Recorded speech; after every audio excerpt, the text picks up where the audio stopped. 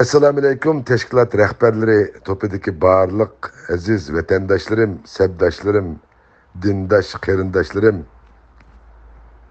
büyük Uyghur milletim, yaxshimisizlar?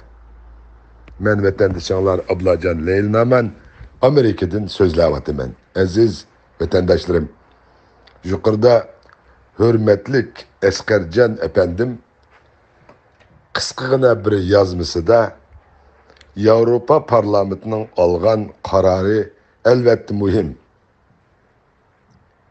Ammo biz kutgan milliy yoki irqiy qirg'inchilik degan atalg'u ilinmabdi. Agar shundoq bo'lgan bo'lsa, qancha yaxshi bo'lgan bo'lardi.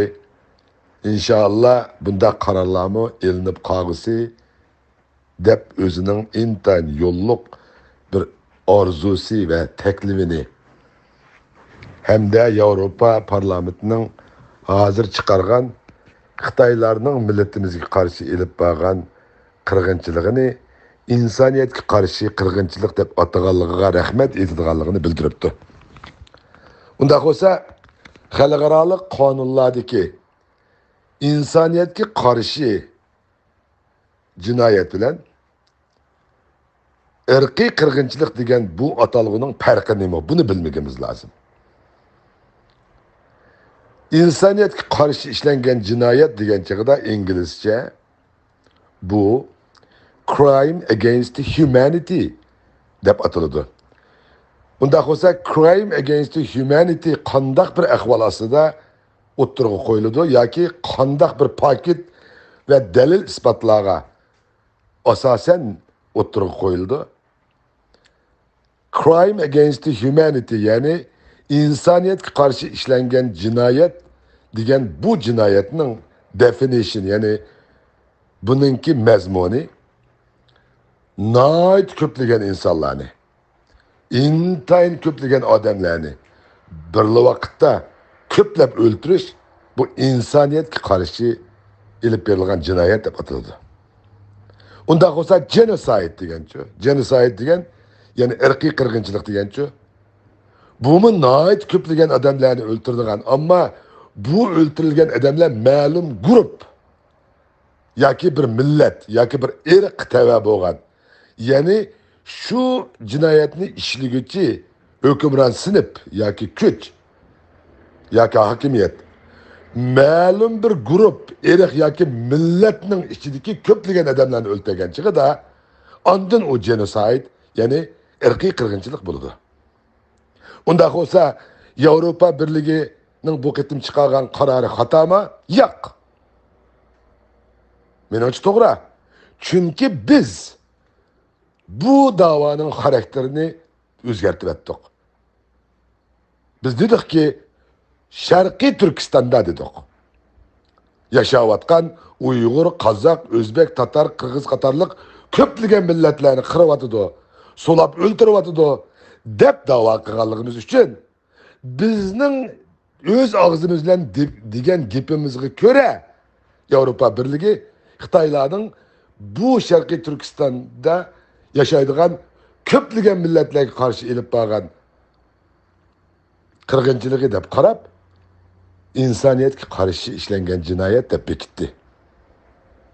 Agar biz Xitoy birdan-bir biz Uyg'urlarni shu zaminning egisi, shu tuproqning xo'jisi bo'lganligimiz uchun bizni bir millat sifatida yo'qotib, vatanimiz tuprog'ini tamoman o'zining mustamlikasi va assimilyatsiyasiga aylantirib yutib o'tish uchun xalqimiz ustidan, Uyg'ur xalqi ustidan intayin cho'ng qirg'inchilik ilib bordi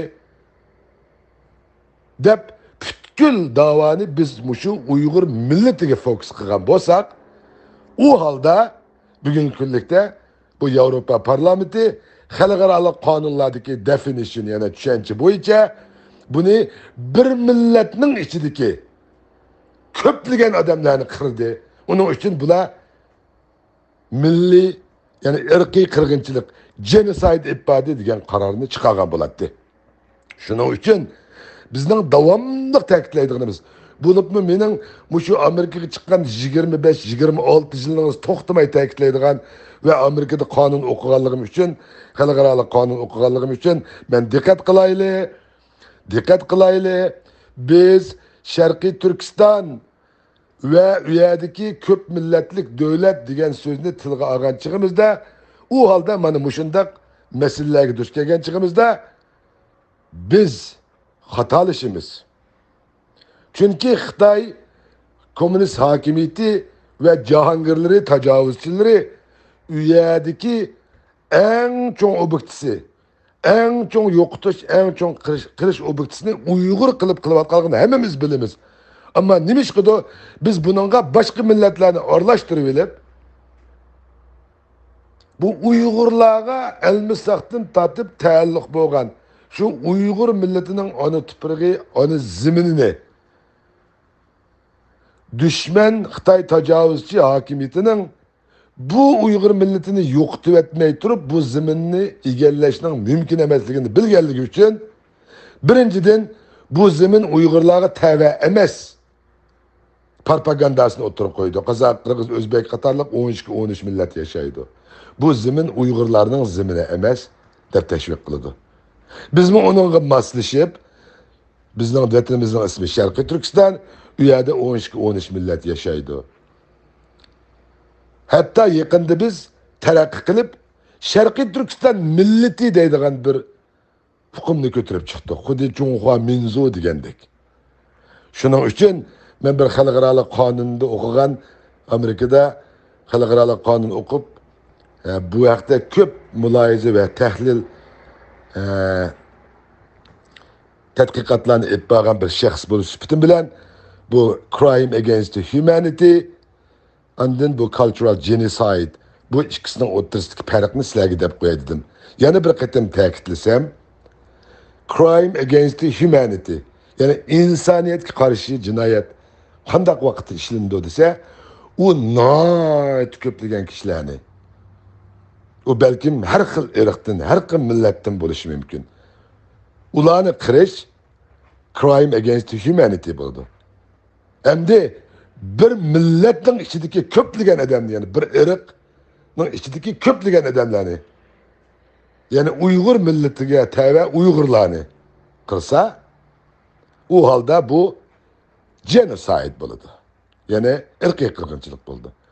Shuning uchun men buningdagi tashviqotlarimizda bek va bek astoydil, inchga, sergak olmag'imizni bulupmu muşta kanuni meselelerdə çoxum qanun biladigan kişiler bilen oldun sözleşip hemme teşkilatlarımız ve şəxslərimizin mana muşundaq meselelerde yanımı ilgirlep tərəqqi qılıb xatalaşmaslığımız üçün mən özümün bu iki hukumni addi qılıb düşəndirib beriş mecburiyetim var deb qarab hər qaysınızlarga düşəndirib qoydum. Bilip bilmey aldığınızlarda axsaqallık qılıb qoyğan bolsam pikirini eğip buyurmağaysızlar. Şu münasebetle hemminizlerge Allah'ın güzel salamları olsun.